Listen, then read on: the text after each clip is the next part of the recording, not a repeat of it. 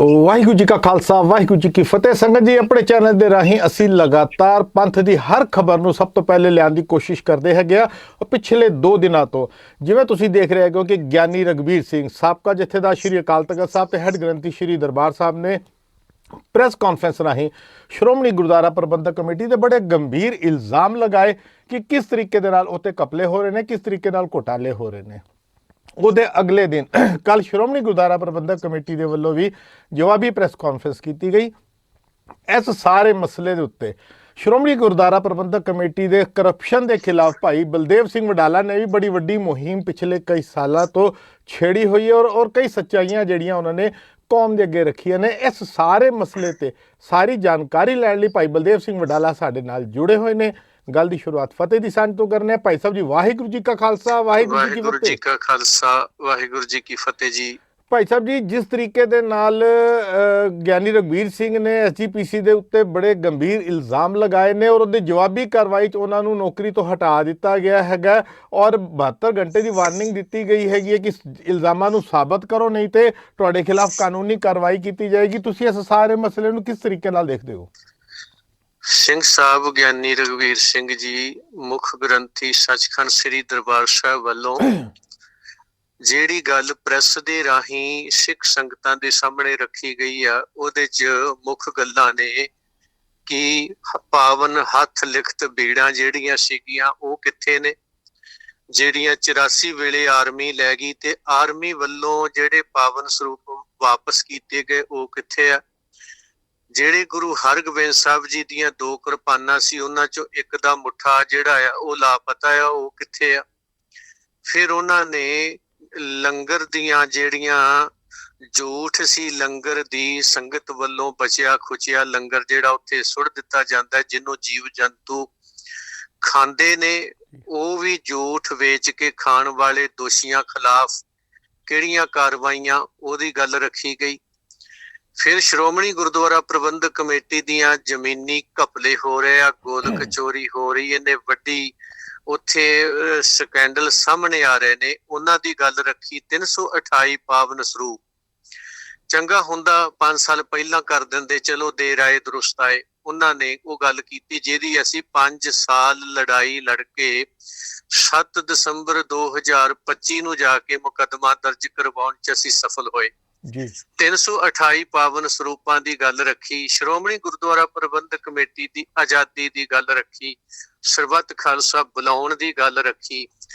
ਇਹ ਸਾਰੀਆਂ ਚੀਜ਼ਾਂ ਜਿਹੜੀਆਂ ਨੇ ਇਹ ਸਿੰਘ ਸਾਹਿਬ ਜੀ ਵੱਲੋਂ ਇਲਜ਼ਾਮ ਨਹੀਂ ਲਾਏ ਗਏ, ਸਿੱਖ ਪੰਥ ਦੀ ਹਾਜ਼ਰੀ 'ਚ ਸੱਚ ਰੱਖਿਆ ਗਿਆ ਜਿਹੜਾ ਉਹ ਕਈ ਸਾਲਾਂ ਤੋਂ ਅੰਦਰ ਕਿੰਨਾ ਕਾਰਨਾਂ ਕਰਕੇ ਦੱਬੀ ਬੈਠੇ ਸੀ, ਇਹ ਉਹੀ ਦੱਸ ਸਕਦੇ ਆ।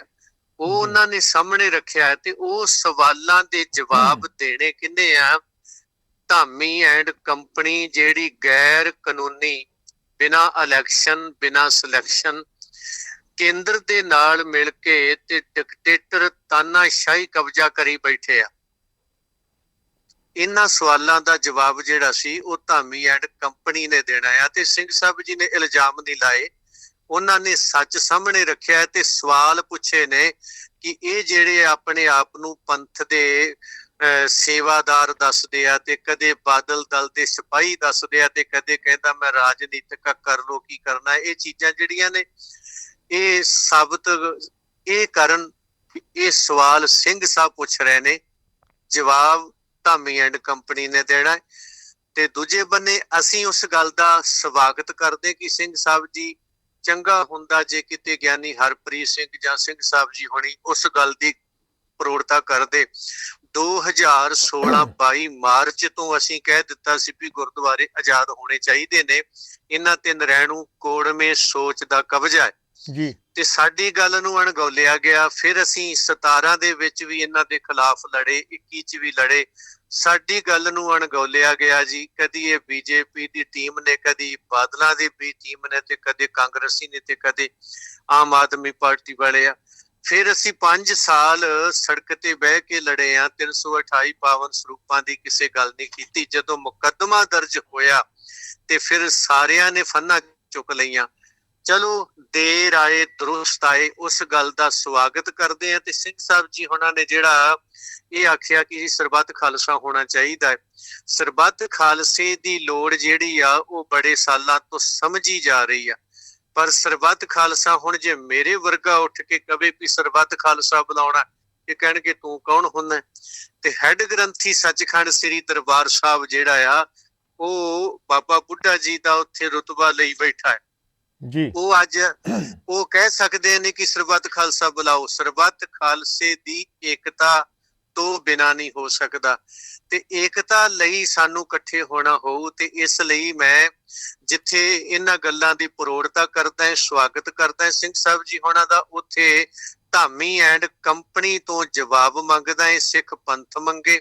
ਤੀਸਰੀ ਗੱਲ, ਸਰਬੱਤ ਖਾਲਸੇ ਦੀ ਗੱਲ ਕਰਦਿਆਂ ਏਕਤਾ ਦੀ ਜ਼ਰੂਰਤ ਹੈ। ਸਰਬੱਤ ਖਾਲਸਾ ਹੋਣਾ ਬਹੁਤ ਜ਼ਰੂਰੀ, ਕਿਉਂਕਿ ਦਿੱਲੀ ਨਾ ਇਲੈਕਸ਼ਨ ਕਰਾਵੇ ਨਾ ਸਿਲੈਕਸ਼ਨ ਕਰਾਵੇ ਤੇ ਸਾਨੂੰ ਦਿੱਲੀ ਦੀ ਲੋੜ ਵੀ ਕੋਈ ਨਹੀਂ। ਇੱਥੇ ਸਿੱਖ ਪੰਥ 1920 12 ਅਕਤੂਬਰ ਭਾਈ ਮਹਿਤਾਬ ਸਿੰਘ ਵੀਰ ਬਣ ਕੇ ਆਪਣੀ ਸਿਲੈਕਸ਼ਨ ਆਪ ਕਰਨ ਦੀ ਸਮਰੱਥਾ ਰੱਖਦੇ ਨੇ ਤੇ ਉਹ ਕਰ ਸਕਦੇ ਆ।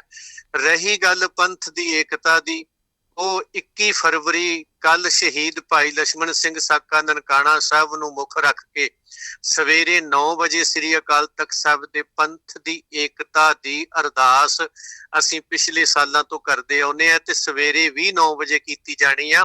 ਤੇ ਵਾਕਈ ਜੇ ਏਕਤਾ ਦੇ ਹਾਮੀ ਨੇ, ਗੁਰੂ ਪੰਥ ਨੂੰ ਸਮਰਪਿਤ ਨੇ, ਅਕਾਲ ਤਖਤ ਦੀ ਸੁਤੰਤਰਤਾ ਚਾਹੁੰਦੇ ਆ, ਜਥੇਦਾਰਾਂ ਦਾ ਮਾਨ ਸਨਮਾਨ ਬਹਾਲ ਚਾਹੁੰਦੇ ਆ, ਜਾਂ ਉਹ ਹੁਕਮਨਾਮਾ ਸਾਹਿਬ ਜੀਆਂ ਦੀ ਉਹਦੀ ਤਰਜਮਾਨੀ ਚਾਹੁੰਦੇ ਆ, ਪੰਥ ਦਰਦੀ ਪੰਥ ਪ੍ਰਸਤ ਲੋਕ ਜਿਨ੍ਹਾਂ ਨੂੰ ਗੋਲਕ ਚੋਰੀ ਦੀ ਆਦਤ ਨਹੀਂ ਤੇ ਪ੍ਰਧਾਨਗੀ ਦੀ ਭੁੱਖ ਨਹੀਂ, ਕੇਵਲ ਗੁਰੂ ਪੰਥ ਨੂੰ ਸਮਰਪਿਤ ਨੇ, ਉਹਨਾਂ ਨੂੰ ਬੇਨਤੀ ਕਰਦਾ ਕਿ ਉਹ ਸਵੇਰੇ 9 ਵਜੇ ਸ੍ਰੀ ਅਕਾਲ ਤਖਤ ਸਾਹਿਬ ਤੇ ਪਹੁੰਚਣ ਤੇ 3 ਵਜੇ ਬੰਦੀ ਸਿੰਘਾਂ ਦੀ ਰਿਹਾਈ ਲਈ ਰੱਖੇ ਇਕੱਠ ਦੀ ਅਰਦਾਸ ਹੋਣੀ ਹੈ ਪਿੰਡ ਹਵਾਰਾ 'ਚ ਜਾ ਕੇ ਜੀ। ਉਹ ਸੰਗਤਾਂ ਉੱਥੇ ਜਾ ਕੇ ਵੀ ਹਾਜ਼ਰ ਹੋ ਕੇ ਆਪਣੀ ਹਾਜ਼ਰੀ ਲਵਾਈ ਜਾ ਸਕਦੀ ਹੈ 9 ਵਜੇ ਇੱਥੇ, ਤੇ ਉੱਥੇ ਤੇ 12 ਵਜੇ ਵੀ ਪਹੁੰਚ ਸਕਦੇ ਆ, ਕੋਈ ਵੱਡੀ ਗੱਲ ਨਹੀਂ, ਉੱਥੇ ਪਹੁੰਚਿਆ ਜਾ ਸਕਦਾ ਹੈ। ਇਹ ਦੋਵੇਂ ਹਾਜ਼ਰੀਆਂ ਪੰਥ ਪ੍ਰਸਤ ਜਿਹੜੇ ਸਿੱਖ ਨੇ ਸਾਡੇ, ਉਹਨਾਂ ਨੂੰ ਜ਼ਰੂਰੀ ਸਮਝਣ। ਇਹ ਸਵੇਰੇ 9 ਵਜੇ ਪੰਥਕ ਏਕਤਾ ਦੀ ਅਰਦਾਸ ਹੈ, ਤੇ ਸਿੰਘ ਸਾਹਿਬ ਗਿਆਨੀ ਰਘਵੀਰ ਸਿੰਘ ਵੀ ਪਹੁੰਚਣ, ਤੇ ਭਾਈ ਆਪਣੇ ਗਿਆਨੀ ਹਰਪ੍ਰੀਤ ਸਿੰਘ ਸਾਹਿਬ ਵੀ ਪਹੁੰਚਣ, ਤੇ 5 ਪਿਆਰੇ ਸਹਿਬਾਨ ਜਿਹੜੇ ਕੱਢ ਦਿੱਤੇ ਸੀ ਉਹ ਵੀ ਪਹੁੰਚਣ, ਗਿਆਨੀ ਮਾਨ ਸਿੰਘ ਜੀ ਵੀ ਪਹੁੰਚਣ, ਭਾਈ ਬਲਵੀਰ ਸਿੰਘ ਹੋਣੀ ਵੀ ਪਹੁੰਚਣ, ਹੋਰ ਵੀ ਜਿਹੜੇ ਹੈਗੇ ਨੇ ਸਾਰੇ ਪਹੁੰਚਣ। ਚਲੋ ਮੈਨੂੰ ਤਾਂ ਇਹ ਪੰਥਕ ਨਹੀਂ ਮੰਨਦੇ, ਨਾ ਮੈਨੂੰ ਕਿਸੇ ਗਿਣਤੀ 'ਚ ਮੰਨਦੇ ਆ, ਪਰ ਮੈਂ ਇਹਨਾਂ ਸਾਰਿਆਂ ਨੂੰ ਗਿਣਤੀ 'ਚ ਵੀ ਮੰਨਦਾ ਹੈ ਤੇ ਉੱਥੇ ਆਉਣ ਲਈ ਵੀ ਅਪੀਲ ਕਰਦਾ ਆ।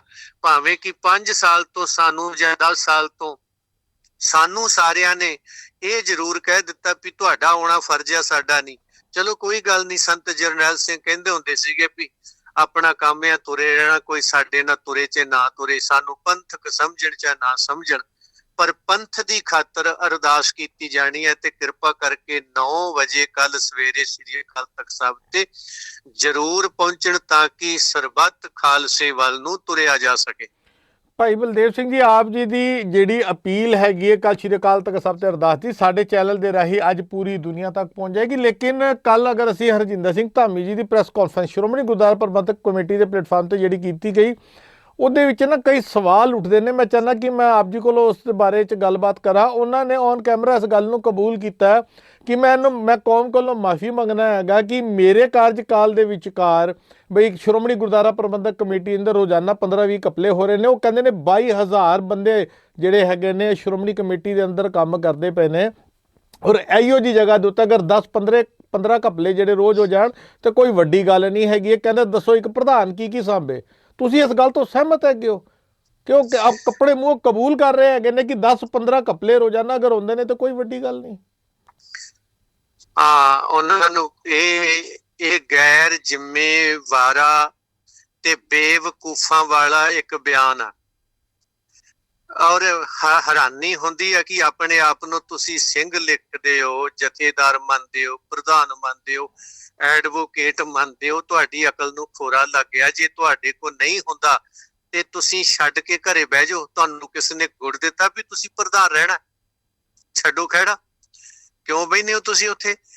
ਗੁਰੂ ਘਰਾਂ ਦੀਆਂ ਜ਼ਮੀਨਾਂ ਵਿਕ ਗਈਆਂ, ਗੁਰੂ ਸਾਹਿਬਾਂ ਨੂੰ ਚੋਰ, ਡਾਕੂ, ਲੁਟੇਰੇ, ਵਿਭਚਾਰੀ ਕਿਤਾਬਾਂ 'ਚ ਮਸੰਦੋ ਤੁਸੀਂ ਲਿਖ ਦਿੱਤਾ। ਤੁਹਾਡਾ ਭੱਠਾ ਬਹਿ ਜੇ ਇਹੋ ਜਿਹਿਆਂ ਦਾ ਵੀ ਤੁਸੀਂ ਛੱਡਿਆ ਕੱਖ ਨਹੀਂ। ਗੁਰੂ ਧਾਮਾਂ ਦਾ ਨਾ ਕੋ ਵਿਰਾਸਤ ਛੱਡੀ ਆ, ਭੂਰੀ ਵਾਲੇ ਲਿਆ ਕੇ ਉਹਨਾਂ ਸਾਰਿਆਂ ਤੋਂ ਸਫਾਇਆ ਕਰਾਤਾ।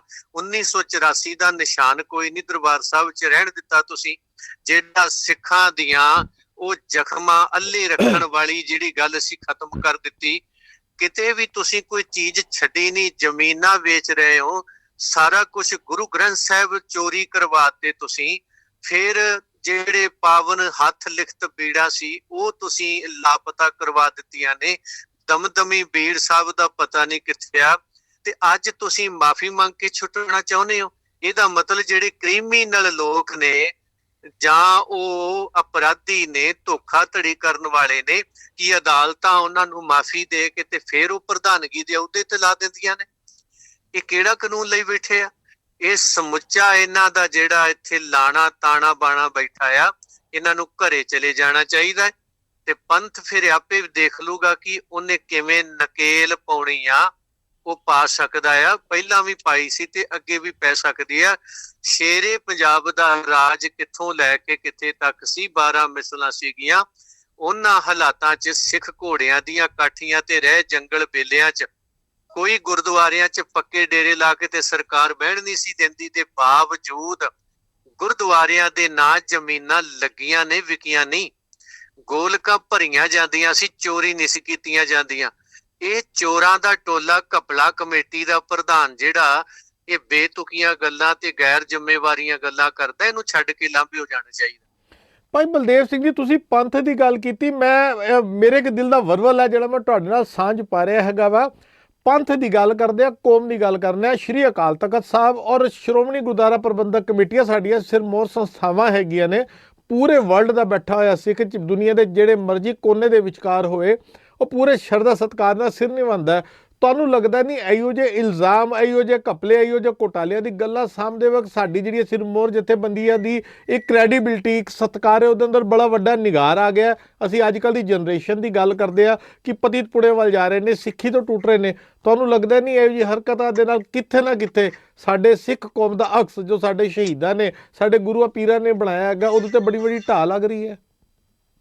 ਬਿਲਕੁਲ ਢਾਹ ਲੱਗ ਰਹੀ ਹੈ ਜੀ। ਹੁਣ ਦੀਦਾਰ ਖਾਲਸੇ ਦਾ, ਪੂਜਾ ਅਕਾਲ ਕੀ, ਪਰਚਾ ਸ਼ਬਦ ਕਾ ਜਿਹੜੀ ਗੱਲ ਕਰਦੇ ਆ, ਹੁਣ ਜਦੋਂ ਉਹ ਨਮੂਨਾ ਪੇਸ਼ ਕਰਨ ਵਾਲੇ ਉਹ ਰੋਲ ਮਾਡਲ ਹੈ ਹੀ ਨਹੀਂ, ਤੇ ਉਹ ਜਿਹੜੀ ਨਵੀਂ ਪਨੀਰੀ ਜਦੋਂ ਵੇਖਦੀ ਆ ਵੀ ਕਿਰਪਾਨਾਂ ਪਾ ਕੇ ਗੁਰੂ ਦੀ ਹਜ਼ੂਰੀ 'ਚ ਕੁਫਰ ਤੋਲਦੇ ਆ, ਝੂਠ ਬੋਲਦੇ ਆ, ਰਾਜਨੀਤੀ ਕਰਦੇ ਆ, ਔਰ ਗੰਦੀ ਕਿਸਮ ਦੀ ਰਾਜਨੀਤੀ ਕਰਦੇ ਆ, ਤੇ ਉਹ ਸੋਚਦੇ ਨੇ ਇਹਨਾਂ ਨਾਲੋਂ ਅਸੀਂ ਪਤਿਤ ਚੰਗੇ ਆ। ਹੁਣ ਜਿਹੜੇ ਇਹਨਾਂ ਪਤਿਤ ਨੇ ਉਹਨੂੰ ਤਾਂ ਤੁਸੀਂ ਠੀਕ ਕਰ ਸਕਦੇ ਹੋ ਵੀ ਉਹਨੂੰ ਗੁਰਦੁਆਰਾ ਸਾਹਿਬ ਲਿਆ ਕੇ ਦਾੜੀ ਕੇਸ ਰਖਾ ਕੇ ਅੰਮ੍ਰਿਤ ਛਕਾ ਲੋਗੇ। ਤੇ ਜਿਹੜਾ ਅੰਮ੍ਰਿਤ ਛਕ ਕੇ ਤੇ ਗੁਰੂ ਦੀ ਹਜ਼ੂਰੀ 'ਚ ਇਹਨਾਂ ਵਰਗਾ ਟੁਕੜ ਬੋਝ ਬਣ ਗਿਆ, ਪੰਥ ਵੇਚ ਕੇ ਖਾ ਜਾਣ ਵਾਲਾ, ਇਹ ਅੰਦਰੋਂ ਪਤਿਤ ਹੋ ਗਏ ਨੇ, ਬਾਹਰੋਂ ਠੀਕ ਨੇ। ਇਹਨਾਂ ਦਾ ਹੱਲ ਤਾਂ ਫਿਰ ਉਹ ਕੜਾਇਆ ਹੀ ਆ ਵੀ ਪਾ ਕੇ ਸਾੜ ਦਿਓ ਸਾਰੇ। ਇਹਨਾਂ ਦਾ ਹੱਲ ਉਹੀ ਨਿਕਲਦਾ ਆ। ਇਸ ਲਈ ਇਹ ਵੱਡਾ ਨੁਕਸਾਨ ਕਰ ਰਹੇ ਨੇ।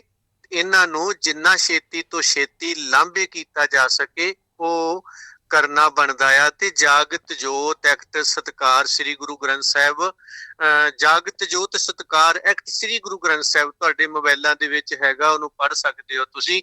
ਉਸ ਐਕਟ ਦੇ ਵਿੱਚ ਭਾਵਨਾਵਾਂ ਦੀ ਗੱਲ ਲਿਖੀ ਹੋਈ ਆ। ਮੰਨ ਲਓ ਮੈਂ 10 ਰੁਪਈਏ ਮੱਥਾ ਟੇਕਿਆ ਹੈ ਤੇ ਮੈਂ 10 ਰੁਪਈਏ ਆਪਣੀ ਦਿਹਾੜੀ ਲਾ ਕੇ ਟੇਕਿਆ।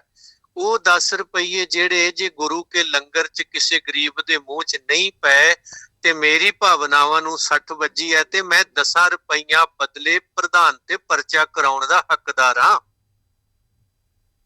ਤੇ ਇਹ ਕਰੋੜਾਂ ਰੁਪਈਏ ਬੇੜਾ ਗਰਕ ਕਰਕੇ ਮਾਫੀ ਮੰਗ ਰਿਹਾ ਜੀ। नहीं जी, उन्होंने तो अल्फाज में रिपीट कर दिया। वो कहते मैं इतने कि कोई इंक्वायरी कमीशन बिठा देना या कोई इतने संस्था FBI की तरह खोल देनी हैगी। नहीं बिठा देना तो फिर बिठा लेने असी, फिर चीका कातों मारदे हो?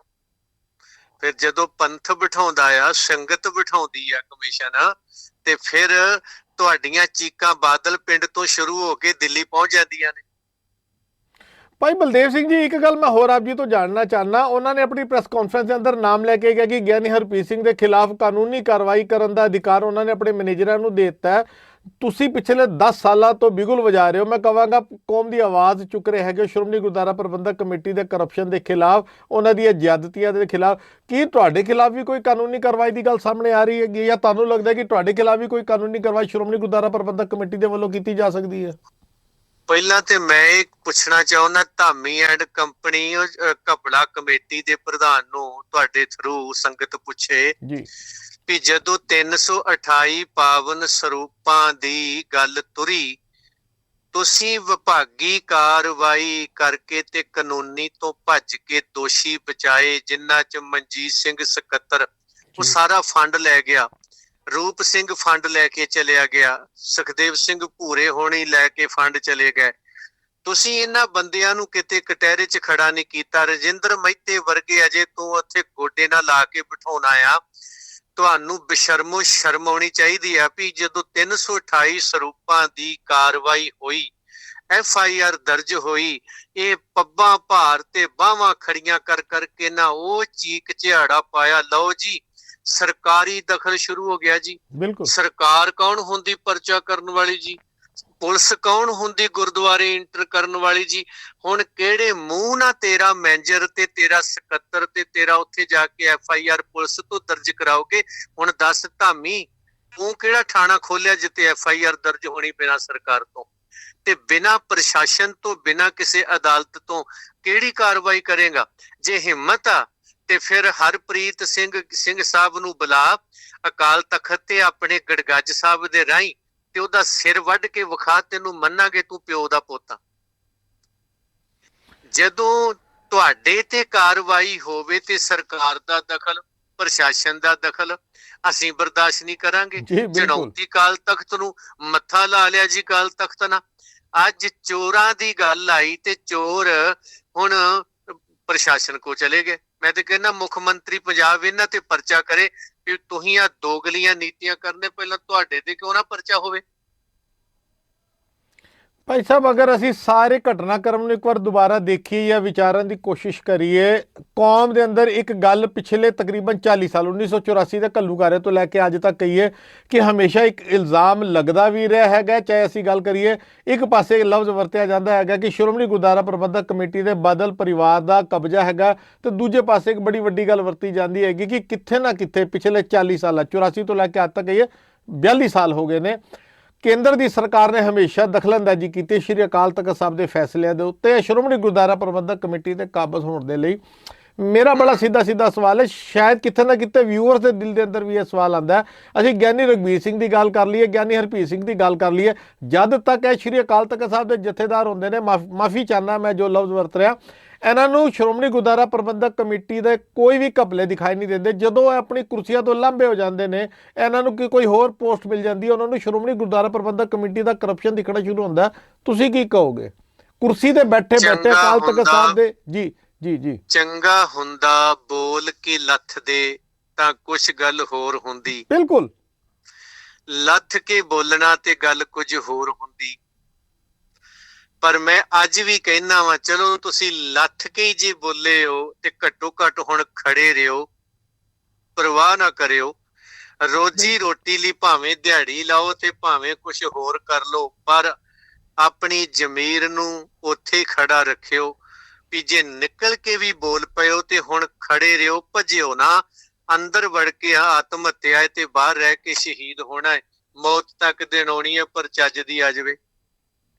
ਬਹੁਤ ਵੱਡੀ ਗੱਲ ਕੀਤੀ ਹੈ ਭਾਈ ਬਲਦੇਵ ਸਿੰਘ ਜੀ। ਜਾਂਦੇ ਸਾਡੇ ਚੈਨਲ ਦੇ ਰਾਹੀਂ ਪੂਰੇ ਵਰਲਡ ਦੇ, ਇੰਡੀਆ ਔਰ ਇੰਡੀਆ ਦੇ ਬਾਹਰ ਬੈਠੇ ਪੂਰੀ ਦੁਨੀਆ ਦੇ ਸਿੱਖ ਤੁਹਾਨੂੰ ਵੇਖ ਰਹੇ ਨੇ। ਜਾਂਦੇ ਆਪਣੀ ਕੌਮ ਲਈ ਕੋਈ ਅਪੀਲ ਕਰਨਾ ਚਾਹੋਗੇ?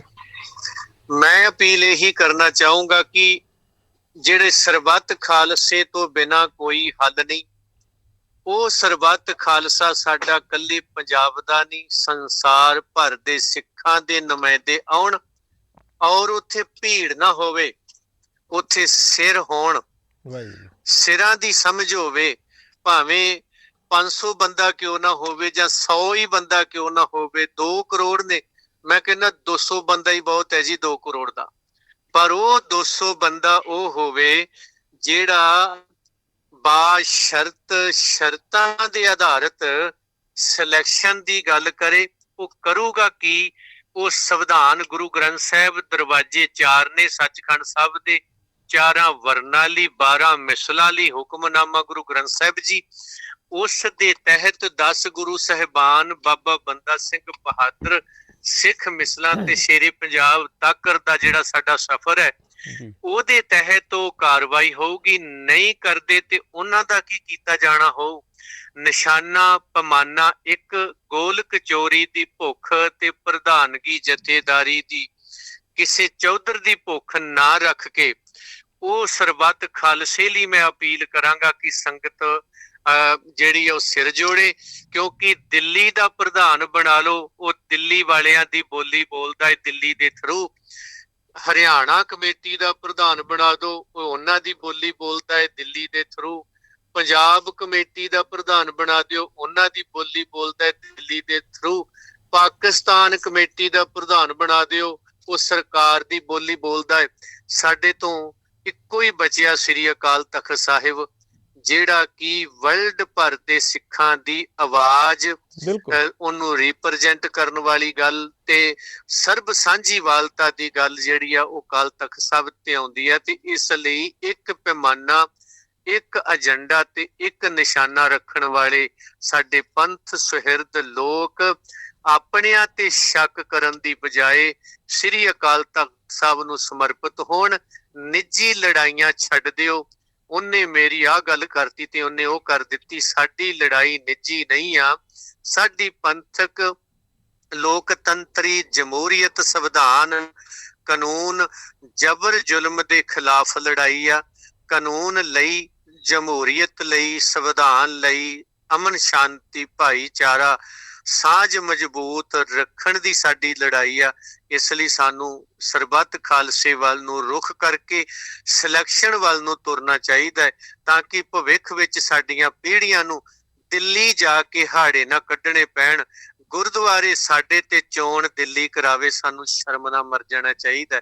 ਜਿਹੜੇ ਦਿੱਲੀ ਜਾ ਜਾ ਕੇ ਕਹਿ ਰਿਹਾ ਮੈਨੂੰ ਪ੍ਰਧਾਨ ਬਣਾ ਦਿਓ, ਲੱਖ ਲਾਹਨਤ ਤੁਹਾਡੀਆਂ ਇਹੋ ਜਿਹੀਆਂ ਪ੍ਰਧਾਨਗੀਆਂ ਤੇ। ਤੁਹਾਨੂੰ ਚਾਹੀਦਾ ਸੀ ਗੁਰੂ ਪੰਥ ਦੇ ਲਿਫਾਫੇ ਚੋਂ ਨਿਕਲ ਜੇ। ਤੇ ਅੱਜ ਪੰਥ ਵਿੱਚ ਕਿਸੇ ਵੀ ਕਮੇਟੀ ਦਾ ਮੁੱਖ ਸੇਵਾਦਾਰ ਹੁੰਦਾ, ਉਹਨੂੰ ਭਾਈ ਗੁਰਦਾਸ ਆਖਿਆ ਜਾਂਦਾ। ਕੋਈ ਹੈਡ ਗ੍ਰੰਥੀ ਹੁੰਦਾ, ਉਹਨੂੰ ਬਾਬਾ ਬੁੱਢਾ ਸਾਹਿਬ ਆਖਿਆ ਜਾਂਦਾ। ਕੋਈ ਜਥੇਦਾਰ ਹੁੰਦਾ, ਉਹਨੂੰ ਜੱਸਾ ਸਿੰਘ ਜੀ ਆਹਲੂਵਾਲੀਆ, ਨਵਾਬ ਕਪੂਰ ਸਿੰਘ, ਅਕਾਲੀ ਫੂਲਾ ਸਿੰਘ ਆਖਿਆ ਜਾਂਦਾ। ਜੇ ਕੋਈ ਗੁਰੂ ਕਾ ਕੀਰਤਨੀਆ ਹੁੰਦਾ, ਉਹਨੂੰ ਸੁਲਤਾਨ ਉਲ ਕੌਮ, ਹਿੰਦੁਸਤਾਨ ਦਾ ਬਾਦਸ਼ਾਹ ਤੱਕ ਗੁਰੂ ਕੇ ਕੀਰਤਨੀਏ ਲਈ ਸ਼ਬਦ ਵਰਤੇ ਸਿੱਖ ਪੰਥ ਨੇ। ਇਹ ਹੋਣਾ ਸੀ, ਪਰ ਅਫਸੋਸ ਫਿਰ ਜੇ ਕੋਈ ਸਾਡਾ ਨਿਆਣਾ ਜੰਮਦਾ ਤੇ 15 ਦਿਨਾਂ ਚ ਉਹਦਾ ID proof America, Canada, Kanya Kumari, Kashmir, ਹਰ ਥਾਂ ਤੇ ਉਹਦਾ ID ਬਣਾ ਕੇ ਅਕਾਲ ਤਖਤ ਤੋਂ ਇਸ਼ੂ ਕੀਤੀ ਜਾਂਦੀ, ਜਾਰੀ ਹੁੰਦਾ। ਜੇ ਕੋਈ ਚੜ੍ਹਾਈ ਕਰ ਜਾਂਦਾ ਤੇ 15 ਦਿਨਾਂ ਚ ਉਹਦਾ ਸਰਟੀਫਿਕੇਟ ਅਕਾਲ ਤਖਤ ਤੋਂ ਜਾਂਦਾ, ਤਾਂ ਕਿ ਪਤਾ ਲੱਗ ਜਾਂਦਾ ਸਾਡੀ ਤਰਜਮਾਨੀ ਕਿੱਥੇ ਹੋ ਰਹੀ ਹੈ। ਬਿਲਕੁਲ ਸੰਗਤ ਜੀ, ਭਾਈ ਬਲਦੇਵ ਸਿੰਘ ਹੋਰਾਂ ਨੇ ਜਿਸ ਤਰੀਕੇ ਨਾਲ ਗੱਲ ਕੀਤਾ ਕਿ ਅਗਰ ਅਸੀਂ ਆਪਣੀ ਕੌਮ ਦੀ ਚੜ੍ਹਦੀ ਕਲਾ ਦੀ ਗੱਲ ਕਰ ਰਹੇ ਹੈਗੇ ਹਾਂ, ਅਸੀਂ ਚਾਹੁੰਦੇ ਹੈਗੇ ਕਿ ਪੂਰੀ ਦੁਨੀਆ 'ਚ ਇੱਕ ਨਿਸ਼ਾਨ ਸਾਹਿਬ ਝੂਲਾ ਸਾਨੂੰ ਦਿਖਾਈ ਦੇਵੇ, ਤੇ ਕਿਤੇ ਨਾ ਕਿਤੇ ਸਾਨੂੰ ਆਪਣੇ ਪੁਰਾਣੇ ਮਿਆਰ, ਉਹ ਪੁਰਾਣੇ ਐਗਜ਼ਾਮਪਲ ਜਿਹੜੇ ਹੈਗੇ ਕਿਤੇ ਨਾ ਕਿਤੇ ਕਾਇਮ ਕਰਨੇ ਪੈਣਗੇ। ਜਾਂਦੇ ਜਾਂਦੇ ਭਾਈ ਬਲਦੇਵ ਸਿੰਘ ਜੀ ਕੀ ਕਹੋਗੇ ਤੁਸੀਂ? ਮੈਂ ਇਹ ਕਹਾਂਗਾ ਜੀ, ਤੁਹਾਡੀ ਜਿਹੜੀ ਪ੍ਰੈਸ ਕਾਨਫਰੰਸ ਦੀ ਉਹ ਸਮਾਂ ਜਿਹੜਾ ਵਾ ਉਸ ਮੁਤਾਬਕ ਕਹਿ ਰਿਹਾ, ਨਾ ਤੇ ਮੈਂ ਕਿਤੇ ਜਾਣਾ, ਨਾ ਜਸਵਿੰਦਰ ਸਿੰਘ ਨੇ ਕਿਤੇ ਜਾਣਾ ਜੀ ਜੀ, ਨਾ ਕਿਤੇ ਸੱਚ ਨੇ ਜਾਣਾ। ਆਪਾਂ ਤੇ ਇੱਥੇ ਹੀ ਰਹਿਣਾ ਗੱਜਦੇ ਵੱਜਦੇ ਜੀ। ਤੇ ਇਹ ਮੈਂ ਸੁਨੇਹਾ ਦਿੰਦਾ ਆ, ਅਪੀਲ ਕਰਦਾ ਸਿੱਖ ਪੰਥ ਨੂੰ ਕਿ ਸਾਡਾ ਹੱਲ ਜਿਹੜਾ ਆ ਇਲੈਕਸ਼ਨ ਨਹੀਂ, ਸਿਲੈਕਸ਼ਨ ਆ। ਬਿਲਕੁਲ। ਤੇ ਕਿਰਪਾ ਕਰਕੇ ਸਰਬੱਤ ਖਾਲਸੇ ਦੀ ਜਿਹੜੀ ਗੱਲ ਹੋਈ ਆ ਉਧਰ ਨੂੰ ਕੇਂਦਰਿਤ ਹੋਇਆ ਜਾਏ, ਤਾਂ ਕਿ ਕਿਸੇ ਦਿੱਲੀ ਤੋਂ ਸਾਨੂੰ ਆਗਿਆ ਨਾ ਮੰਗਣੀ ਪਏ ਕਿ ਸਾਡੀ ਚੋਣ ਕਰਾਓ। ਤੇ ਸਿੱਖਾਂ ਨੂੰ ਦਿੱਲੀ ਤੋਂ ਚੋਣ ਕਰਾ ਕੇ ਪ੍ਰਧਾਨ ਬਣਨ ਵਾਲੀ ਜਿਹੜੀ ਗੱਲ ਆ ਉਹ ਚੰਗੀ ਨਹੀਂ, ਬਹੁਤ ਹੀ ਮਾੜੀ ਤੇ ਨਿੰਦਣਯੋਗ ਆ। ਸਿਲੈਕਸ਼ਨ ਗੁਣਾਂ ਦੇ ਆਧਾਰ ਤੇ ਹੋਵੇ। ਉਸ ਜਥੇਦਾਰ ਨੇ, ਉਸ ਪ੍ਰਧਾਨ ਨੇ, ਉਸ ਆਗੂ ਨੇ ਕਰਨਾ ਕੀ ਹੈ ਉਹਦੀਆਂ ਸ਼ਰਤਾਂ ਹੋਣ, ਨਹੀਂ ਕਰਦਾ ਤੇ ਉਹਦਾ ਕੀ ਕਰਨਾ ਆ, ਉਹਦੀਆਂ ਵੀ ਉੱਥੇ ਸ਼ਰਤਾਂ ਹੋਣ। ਫਿਰ ਸਰਬੱਤ ਦੇ ਭਲੇ ਵਾਸਤੇ ਸਾਡੇ ਕੋਲੇ ਇੱਕੋ ਹੀ ਰਾਹ ਰਹਿ ਜਾਂਦਾ ਆ, ਅਕਾਲ ਤਖਤ ਸਾਹਿਬ। ਕਿਉਂ? ਸਰਕਾਰਾਂ ਦੇ ਚੁਣੇ ਚੁਣਾਏ ਪ੍ਰਧਾਨ ਬੋਲੀ ਸਰਕਾਰਾਂ ਦੀ ਬੋਲ ਸਕਦੇ ਨੇ, ਪੰਥ ਦੀ ਨਹੀਂ। ਬਿਲਕੁਲ। ਵਾਹਿਗੁਰੂ। ਬਿਲਕੁਲ ਸੰਗਤ ਜੀ, ਜਿਸ ਤਰੀਕੇ ਨਾਲ ਭਾਈ ਬਲਦੇਵ ਸਿੰਘ ਹੋਰਾਂ ਜੀ ਨੇ ਗੱਲ ਨੂੰ ਕਲੀਅਰ ਕੀਤਾ ਹੈਗਾ ਕਿ ਸਾਨੂੰ ਕਿੱਥੇ ਨਾ ਕਿੱਥੇ ਵਿਚਾਰ ਕਰਨੀ ਪਏਗੀ ਕਿ ਇਸ ਸਿਚੁਏਸ਼ਨ ਦੇ ਵਿਚਕਾਰ, ਇਸ ਹਾਲਾਤਾਂ ਦੇ ਵਿਚਕਾਰ ਸਰਬੱਤ ਖਾਲਸਾ ਦੀ ਬੜੀ ਸਖਤ ਲੋੜ ਹੈ। ਤੇ ਆਪਣਾ ਕੀਮਤੀ ਸਮਾਂ ਦੇਣ ਦੇ ਲਈ ਭਾਈ ਬਲਦੇਵ ਸਿੰਘ ਜੀ ਤੁਹਾਡਾ ਬਹੁਤ ਬਹੁਤ ਧੰਨਵਾਦ। ਤੁਸੀਂ ਆਪਣਾ ਕੀਮਤੀ ਸਮਾਂ ਦਿੱਤਾ ਇਸੀ ਪੰਥਕ ਮਸਲੇ ਦੇ ਉੱਤੇ। ਕੱਲ ਨਾਲੇ ਜਦੋਂ ਸ਼੍ਰੀ ਅਕਾਲ ਤਖਤ ਸਾਹਿਬ ਦੀ ਅਰਦਾਸ ਕੀਤੀ ਜਾਏਗੀ, ਕੱਲ ਅਸੀਂ ਦੁਬਾਰਾ ਤੁਹਾਡੇ ਨਾਲ ਇਸ ਸਾਰੇ ਮਸਲੇ ਦੇ ਉੱਤੇ ਲਗਾਤਾਰ ਇਸ ਮਸਲੇ ਤੇ ਜੁੜੇ ਰਵਾਂਗੇ। ਤੁਹਾਡਾ ਬਹੁਤ ਬਹੁਤ ਧੰਨਵਾਦ ਭਾਈ ਸਾਹਿਬ ਜੀ। ਵਾਹਿਗੁਰੂ ਜੀ ਕਾ ਖਾਲਸਾ, ਵਾਹਿਗੁਰੂ ਜੀ ਕੀ ਫਤਿਹ ਜੀ। ਸੰਗਤ ਜੀ, ਇਹ ਸਨ ਭਾਈ ਬਲਦੇਵ ਸਿੰਘ ਵਡਾਲਾ, ਜਿਹੜੇ ਲਗਭਗ ਪਿਛਲੇ 10 ਸਾਲਾਂ ਤੋਂ ਸ਼੍ਰੋਮਣੀ ਗੁਰਦੁਆਰਾ ਪ੍ਰਬੰਧਕ ਕਮੇਟੀ ਦੇ ਖਿਲਾਫ ਸੱਚ ਦੀ ਆਵਾਜ਼ ਚੁੱਕਦੇ ਹੋਏ ਮੋਰਚਾ ਲਗਾਈ ਬੈਠੇ ਨੇ। ਜੇ 328 ਸਰੂਪਾਂ ਦੀ ਗੱਲ ਕਰ ਲਈਏ, ਗੁਰਦੁਆਰਾ ਅੰਬ ਸਾਹਿਬ ਦੀ ਜ਼ਮੀਨ ਦੀ ਗੱਲ ਕਰ ਲਈਏ, ਜਾਂ ਸਿੱਖ ਇਤਿਹਾਸ ਨਾਮ ਦੀ ਕਿਤਾਬ ਵਿੱਚ ਗੁਰੂਆਂ ਦੇ ਕਰੈਕਟਰ ਨੂੰ ਜਿਸ ਤਰੀਕੇ ਦੇ ਨਾਲ ਡੀਮੋਲਰਾਈਜ਼ ਕਰਕੇ ਉਹਨਾਂ ਦਾ ਮਾੜੇ ਹਾਲਾਤਾਂ 'ਚ ਲਫ਼ਜ਼ ਵਰਤ ਲਈਏ, ਜਾਂ ਕਹ ਲਈਏ ਕਿ ਮਾੜਾ ਅਕਸ ਜਿਹੜਾ ਹੈਗਾ ਉਹ ਕੌਮ ਦੇ ਅੱਗੇ ਪੇਸ਼ ਕਰਨ ਦੇ ਖਿਲਾਫ ਭਾਈ ਬਲਦੇਵ ਸਿੰਘ ਵਡਾਲਾ ਨੇ ਜਿਹੜਾ ਮੋਰਚਾ ਵਿੰਡਿਆ ਹੈਗਾ, ਉਹਦੇ ਨਤੀਜੇ ਤੁਹਾਨੂੰ ਦਿਖ ਹੀ ਰਹੇ ਹੈਗੇ ਨੇ। ਤੇ ਅਸੀਂ ਕੋਸ਼ਿਸ਼ ਕੀਤੀ ਕਿ ਇਸ ਸਾਰੇ ਮਸਲੇ ਦੇ ਉੱਤੇ ਭਾਈ ਬਲਦੇਵ ਸਿੰਘ ਵਡਾਲਾ ਆਪਣਾ ਪੱਖ ਸਾਡੇ ਵਿਚਕਾਰ ਰੱਖਣ ਤੇ ਲਾਈਵ ਸਾਰੀ ਗੱਲਬਾਤ ਕੀਤੀ, ਔਰ ਉਹਨਾਂ ਨੇ ਕੌਮ ਨੂੰ ਅਪੀਲ ਕੀਤੀ ਕਿ ਕਿਤੇ ਨਾ ਕਿਤੇ ਮੌਜੂਦਾ ਹਾਲਾਤਾਂ ਦੇ ਅੰਦਰ ਸਰਬੱਤ ਖਾਲਸਾ ਦੀ ਬੜੀ ਸਖਤ ਲੋੜ ਹੈਗੀ ਹੈ। ਆਪਣੇ ਚੈਨਲ ਦੇ ਰਾਹੀਂ ਇਸ ਪੰਥਕ ਮਸਲੇ ਔਰ ਹਰ ਪੰਥਕ ਮਸਲੇ ਦੇ ਉੱਤੇ ਸਾਡੀ ਕੋਸ਼ਿਸ਼ ਹੈਗੀ ਅਸੀਂ ਸਭ ਤੋਂ ਪਹਿਲੇ ਪੂਰੀ ਦੁਨੀਆ ਤੱਕ ਜਿਹੜੀ ਸੱਚਾਈ ਹੈ ਲੈ ਕੇ ਆਈਏ। ਆਉਣ ਵਾਲੇ ਸਮੇਂ ਦੇ ਅੰਦਰ ਅਗਲੀ ਅਪਡੇਟ ਲੈ ਕੇ ਫਿਰ ਹਾਜ਼ਰ ਹੋਵਾਂਗੇ। ਲੈਣੇ ਤੁਹਾਡੇ ਸਾਰਿਆਂ ਤੋਂ ਇਜਾਜ਼ਤ ਭਾਈ ਸਾਹਿਬ। ਵਾਹਿਗੁਰੂ ਜੀ ਕਾ ਖਾਲਸਾ, ਵਾਹਿਗੁਰੂ ਜੀ ਕੀ ਫਤਿਹ।